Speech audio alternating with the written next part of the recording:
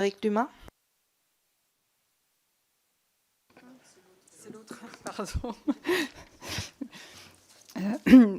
Merci Madame la Présidente, Monsieur le Ministre. Donc vous avez démarré effectivement la réunion en disant que tous ceux qui ne pensaient pas comme vous sur la taxation des GAFA étaient soit incohérents, soit de mauvaise foi, soit mentaient. Donc je ne vais pas polémiquer aujourd'hui puisqu'on va avoir des discussions là-dessus, mais effectivement je trouve assez curieux de invoquer le fait que vous ayez la vérité sur ce sujet. Je pense qu'il est beaucoup plus complexe que cela, et donc on aura l'occasion d'en discuter.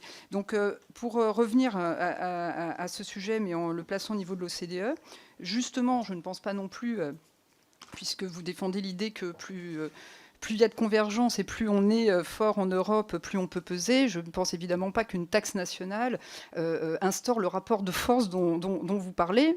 Je pense qu'au contraire, Donald Trump est loin d'être bête sur ces sujets-là et qu'il prend prétexte de ça pour faire avancer effectivement sa conception des critères, sa conception des critères de base de l'impôt, qui sont communs avec la Chine d'ailleurs. Hein, donc là-dessus, ils sont quand même assez d'accord, et notamment sur la valeur donnée au marché et là où se trouve l'utilisateur et le consommateur.